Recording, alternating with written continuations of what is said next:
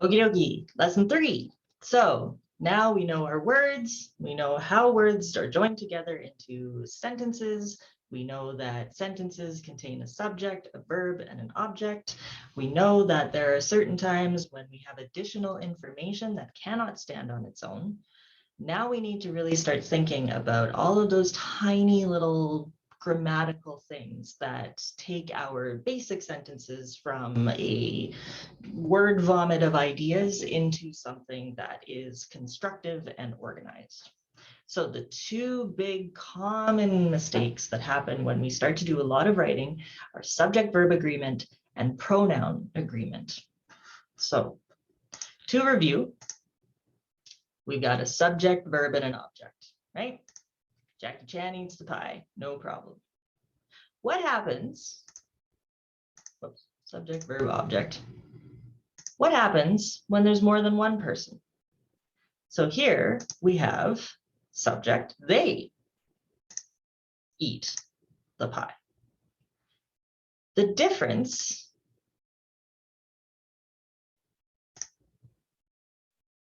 is about subject-verb agreement. So the difference is whether or not the subject is plural or singular. Now this, whatever, who cares, right? Sometimes it doesn't matter, but particularly in present tense, it'll get you into trouble. Why? Well, it depends on the verb, right? The way that I like to double check this is to replace the subject with its pronoun, right? And remember that he, she, and it attaches S to the verb, right, in the present tense. So while we have students, plural, expect, right, they expect to be fed lunch on Tuesdays, okay? A student would be he or she, right? A student expects to be fed lunch on Tuesday. So like finicky, but incredibly important. So that seems simple enough. Okay, no big deal, right? Students expect, but a student expects. But what happens when we get a little bit more complicated, right? So again, here are your pronouns. These slides are all available for you. Let's mess around with these. So they expect teachers to promptly answer emails, right? She expects teachers to promptly answer emails, right? They, plural, expect, agrees with that plural subject. She, singular, expects, agrees with that singular subject. What about this one? So the student and the administrator blank teachers to promptly answer emails. The student and the administrator, is that singular or plural? The student and the administrator. Now we have a plural subject. These two are together combined with that and, that means it's plural. That means the verb is connected to plural. So this is why I say that it's good to just replace those subjects with the pronoun that you would replace it with, and then it makes it easier, right? So the student and the administrator would be they, right? So they expect.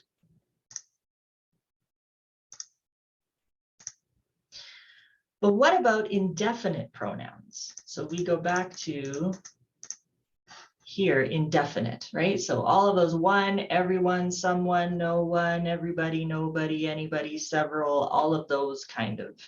And, it's not exactly numbered, right? What do we do with those? So no one, indefinite pronoun, expect or expects. What do you think? No one, teachers to promptly answer emails. Intuitively, you've probably said expects, right? No one expects teachers to promptly answer emails.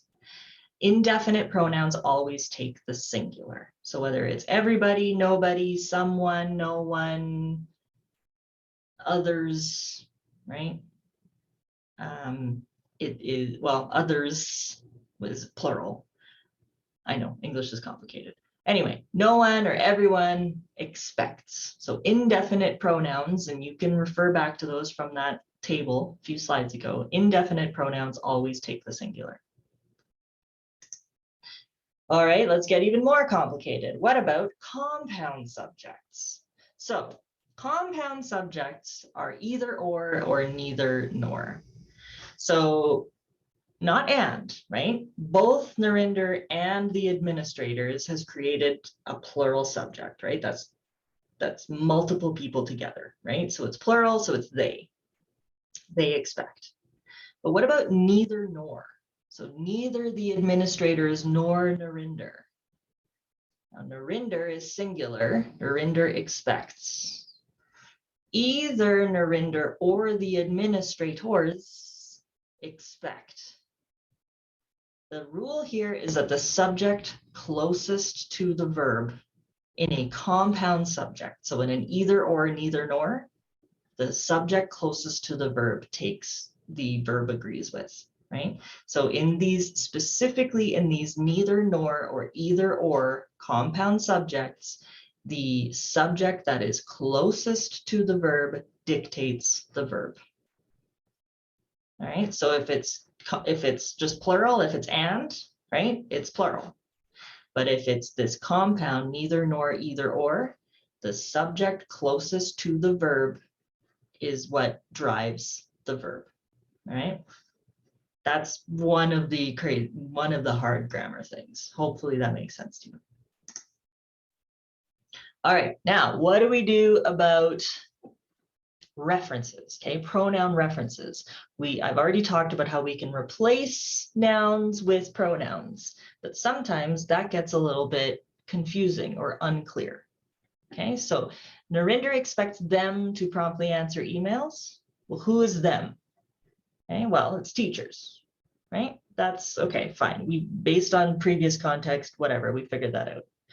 What happens when we have an email like this? Narinder checked for an email from her teacher. She was annoyed she hadn't emailed back yet. Who is the first she and who is the second she? Or is that she referring to both? This is where we start to get a little bit confusing, right? So we can sit with this and unpack it and say, okay, Narinder checked for an email from her teacher. So she, Narinder, was annoyed that she, the teacher, hadn't emailed back yet. But at this point, your reader is needing to do a little bit of work, right? So now we're getting into some murky, troublesome territory.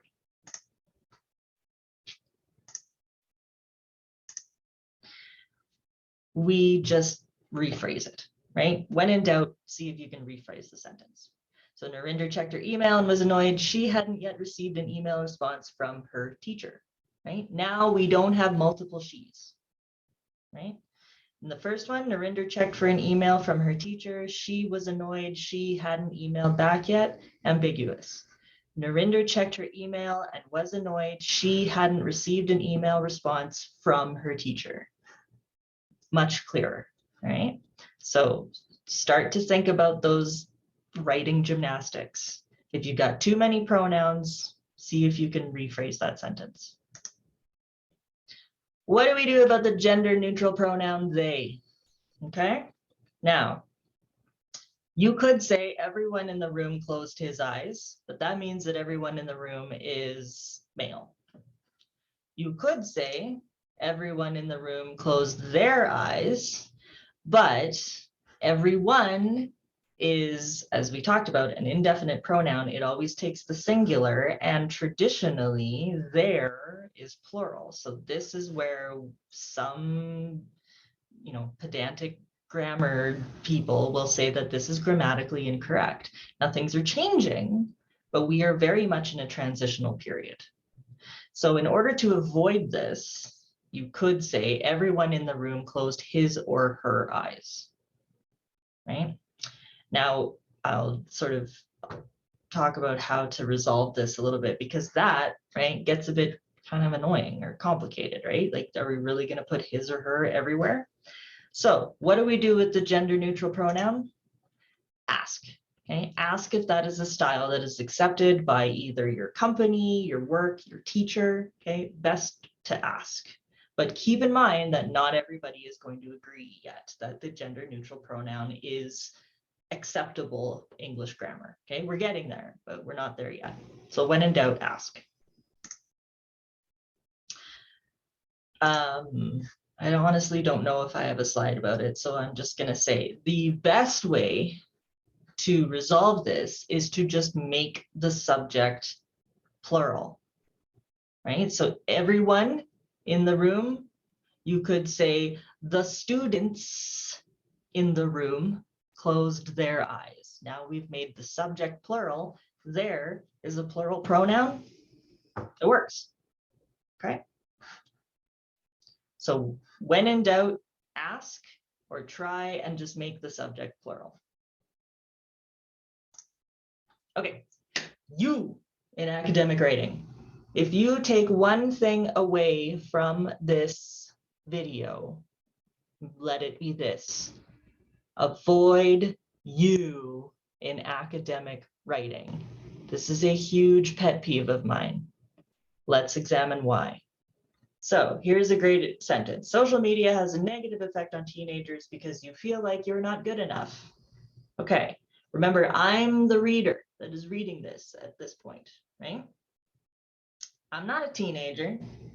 I'm almost 40. Okay?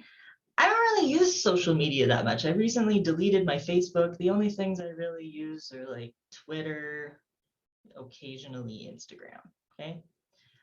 You have no idea what the state of my self-esteem is, right? My self-esteem might be amazing, or I might have horrible, crippling self-esteem that has nothing to do with social media, right? So in conclusion, you don't know anything about me.